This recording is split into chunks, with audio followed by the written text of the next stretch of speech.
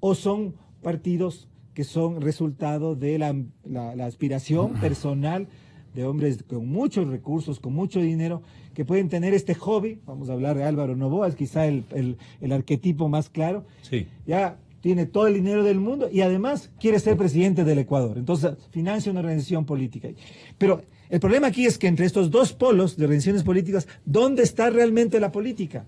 Sí. La política como un ejercicio de construcción colectiva, de ideales, de sueños, de proyectos, la construcción colectiva de agregación de puntos de vista, de intereses, perspectivas distintas. Se pierde este espacio fundamental de la política en estos dos polos. Nadie se puede librar de los auspicios. Juan Cubi. A ver, yo quiero empezar saludándole a César, agradeciendo por el espacio y haciendo una reflexión un poquito más de fondo. Ya. ¿En qué sentido? A ver, una cosa es del sistema liberal, el liberalismo, y otra cosa es la corrupción.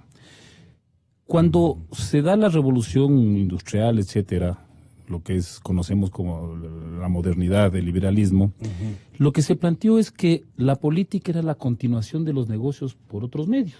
Así fue concebida. Es decir, sectores empresariales dijeron, necesitamos intervenir en la política para asegurar una lógica que beneficie a nuestros negocios, ¿no?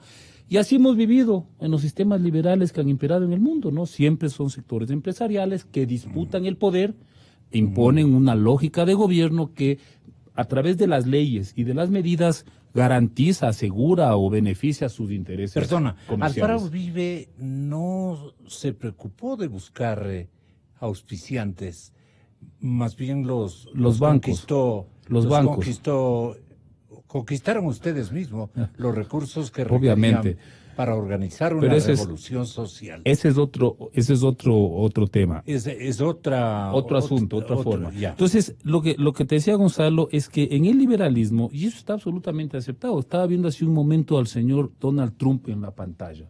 El señor Donald Trump es un empresario millonario, claro, que decide generar un proceso político alrededor de su candidatura electoral para apuntalar a una serie de grupos empresariales de los Estados Unidos que tienen intereses concretos.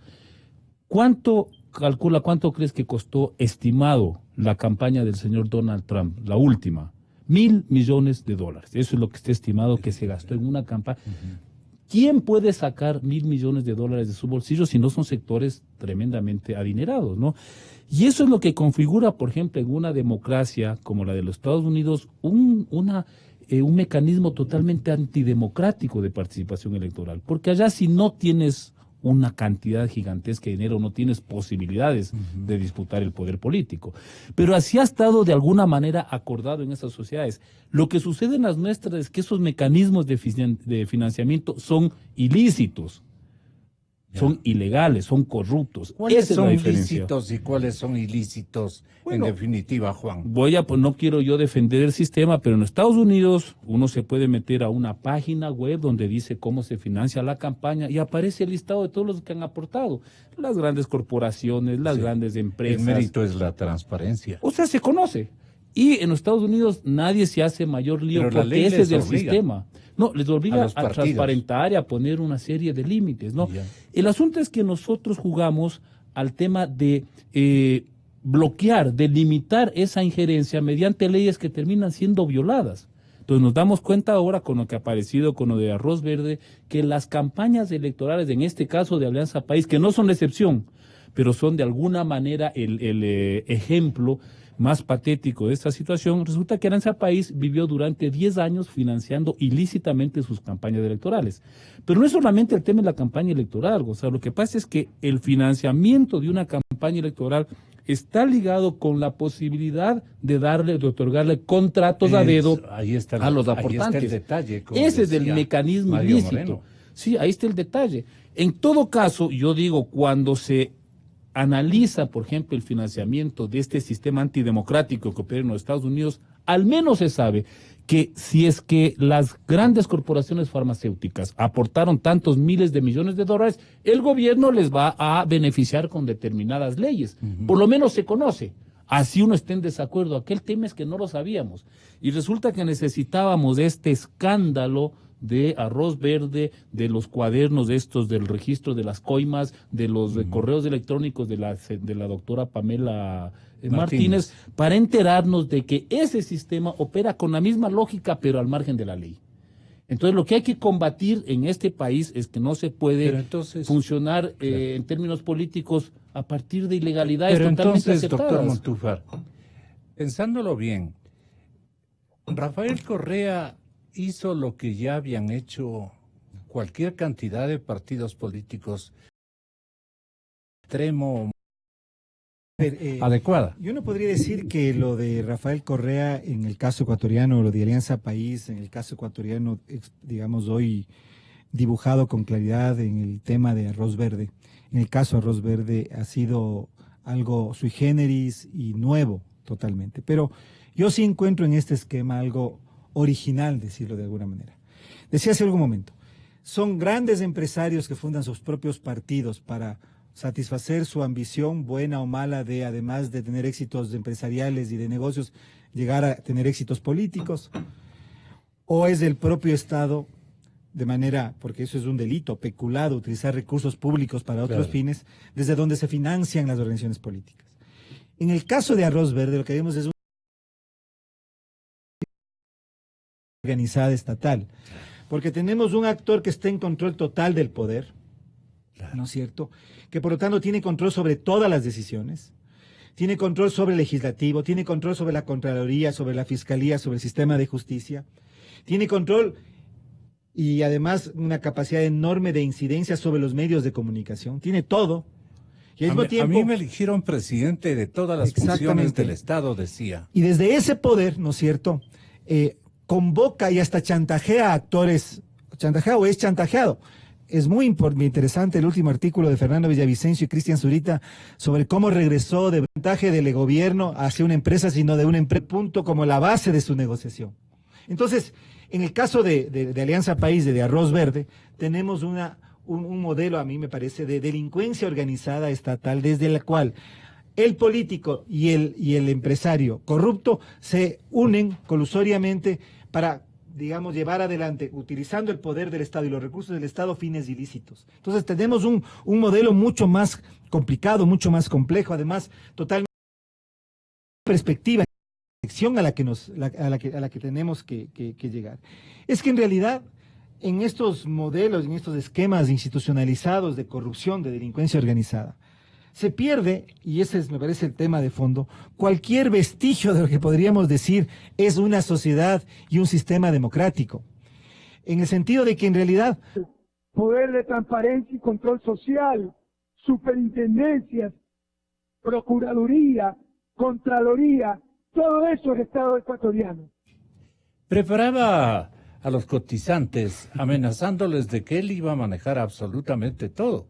Con semejante anuncio, ¿quién no iba a contribuir? Además, para ser favorito en los concursos de precios. Gonzalo, yo creo que Rafael Correa era bastante conocido por una ignorancia palmaria, sobre todo en temas ideológicos, políticos, de derecho, ¿no? Yo me abstengo de hacer un comentario sobre la tontería que acaba de decir en términos jurídicos, ¿no? Yo más bien quiero ir al otro tema. A ver, lo que señala César era una constante en este país. Gonzalo, yo desde que tengo uso de razón, los años 60, que era niño y escuchaba las discusiones políticas, siempre se habló del tema de la reelección. Eso es reiterado. ¿Por qué se planteaba siempre ponerle un límite a la reelección? No solo del Ejecutivo, sino de los legisladores. Porque todos hacían política desde el Estado. Es decir, llegaban a una función pública y empezaban a hacer política electoral, campañas, alcaldes, prefectos, legisladores. Con patrocinadores. No, pero también con fondos públicos. También se utilizaba el aparato del Estado para hacer campaña. Claro. Y por eso siempre se dijo, hay que frenar, inclusive controlar al partido que está en el gobierno para que no beneficie al candidato sucesor. Porque ha sido una constante. Eso decía Osvaldo Hurtado y Jaime Roldós. Yo lo que creo es que en el caso del correísmo, eso se fondos públicos a la campaña. Pero con un aditamento, Gonzalo, pues, Correa estuvo 10 años en el poder y tuvo una cantidad de dinero tan extrema, tan gigantesca, Monumental. que podía haber hecho eso sin dejar de atender a las demandas de la clientela política. Esa fue de alguna manera la forma como Perú Correa, es decir, la yapa del lleve la podía repartir en proyectos sociales, en regalar textos escolares, ¿Y a cambio? uniforme, a cambio de que la gente simplemente guardara un complaciente silencio. Y eso le permitió durante 10 años este juego del poder, chantajeando a los empresarios, utilizando recursos de manera ilegal desde el Estado. Y bueno, tenemos lo que tenemos en este momento. ¿No hubo empresario que se libere de ese chantaje? Lamentablemente vemos que hay una cantidad de empresarios que entraron a ese juego. Es triste. Y no es además una excepción. No hay que olvidar lo que sucedió en el nazismo en Alemania. Hay un libro que salió hace poco tiempo. Todas estas grandes fueron colaboradoras del ayudaron a régimen Hitler. nazi. Claro, ¿Por qué? Porque les ofrecía los grandes negocios. Ellos hicieron de la vida, digamos ya, Política diferente. Yo creo que más bien esto sucede principalmente en las democracias débiles o en el caso como el ecuatoriano, que durante la época de Rafael Correa dejamos de ser una democracia para transformarnos franca y abiertamente en un sistema autoritario electoral, ¿no? Electoral, porque si las elecciones siguieron existiendo como un mecanismo de legitimación nada más, no como expresión de la voluntad de los ciudadanos. Pero sobresalió un caudillo, no obstante, Sí, pero en el velasquismo y en el correato. Pero ahora sabemos cómo es que salió ese caudillo. Es decir, yo siempre me he preguntado, ¿cómo fue que la izquierda, que venía madurando un proceso de lucha social, de reivindicación durante décadas en el país, llegó un momento, estoy hablando de finales, digamos, mediados de la primera década del siglo, en la que logra de una u otra manera producir una opción político-electoral con viabilidad de llegar al poder, en un momento además de colapso del régimen político anterior. Y ahí es donde aparece Correa.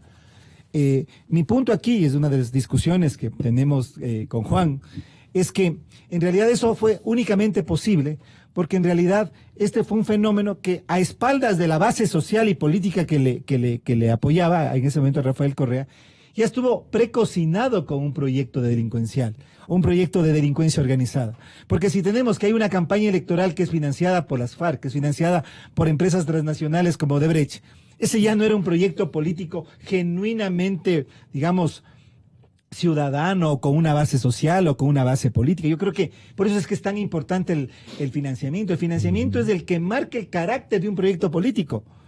Es el que determina el carácter de cuál es realmente la naturaleza de ese proyecto político. Y hablamos de que Rafael Correa era un fenómeno político durante toda su vida. Incluso hoy se le tiene mucho miedo de que pueda regresar al país y volver a ganar las elecciones. Y hoy nos damos cuenta que en realidad, ese fenómeno político solo fue posible porque contó con un caudal. Fondió con más de $15 millones entre aportes en efectivo y pago de facturas realizadas por contratistas. El archivo arroz final encontrado en la computadora de Laura Terán es una pieza clave en el caso.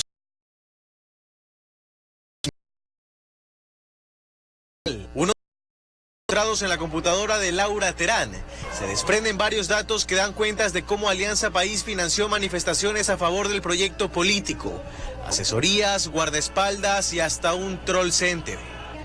Para ello contaban con $6,7 millones en efectivo, que fueron entregados por empresas privadas, unas contratistas del Estado y otras que en el camino obtuvieron millonarios contratos. Adicionalmente, $8,7 millones se destinaron para cubrir las facturas de proveedores de bienes y servicios contratados por el movimiento. Particular simpatía o inversión a corto plazo, de lo hasta ahora encontrado por Fiscalía se desprende, por ejemplo, que en 2013 la contratista Fopeca canceló los honorarios profesionales de Creacional de Vinicio Alvarado por $60.480. Un año antes, en 2012, el Grupo Azul, que obtuvo contratos en el marco de la repotenciación de la refinería de Esmeraldas, pagó $95.000 en efectivo por servicios de asesoría publicitaria contratada por el Movimiento País. También en 2012, la contratista SK Engineering pagó 2 facturas por $42.500 para costear redes sociales y un troll center del movimiento. De los 6,7 millones de dólares recibidos a manera de aportes voluntarios al movimiento, se habrían destinado 253.000 para organizar manifestaciones y marchas de apoyo. El documento verde final también revela que el ex titular de la SENAIN, Romy Vallejo, recibió $5.000 mensuales entre 2012 y 2013 para proveer seguridad civil. En total, entre aportes en efectivo y pago de facturas, de los bolsillos de empresas privadas salieron contribuciones por más de 15 millones de dólares. Esta es la historia, podríamos seguir escuchando, pero ¿qué motiva a comentar este capítulo reciente, ya en la época correísta? Porque esto tiene una larga y dilatada historia, ¿no? A ver, Gonzalo, esto es 2012, 2016, ¿no? Exactamente. Sí. Pero tenemos, en esta lógica de relacionamiento con el poder político, no recurran a estas prácticas ilícitas. Es una cosa tremendamente compleja, porque lo que estamos viendo es que no solamente que opera esto, sino que la corrupción es una especie como de yunta de la impunidad. La corrupción opera en la medida en que opera la impunidad. ¿Por qué razón? Porque al sentirse impunes frente a la ley, continúan delinquiendo. Repite Calderón. Entonces no me sorprendería, estamos ya a puertas de una campaña electoral bastante trascendental, 2021. Habrá que poner ojos sobre estos mecanismos de financiamiento de las campañas. ¿Y cómo hacen para no ser pecadores, César, en estos tiempos? Mire, yo creo que en realidad me parece a mí que ese es el reto que tenemos los políticos. Y me parece que, y por eso yo hacía referencia al tema de los éxitos electorales, entre comillas, de Alianza País. Y vuelvo otra vez a la opinión pública. Porque la opinión pública, de una u otra manera, repetidamente ha ponderado esos éxitos. Todavía seguimos creyendo que Rafael Correa es un líder carismático de cualidades excepcionales.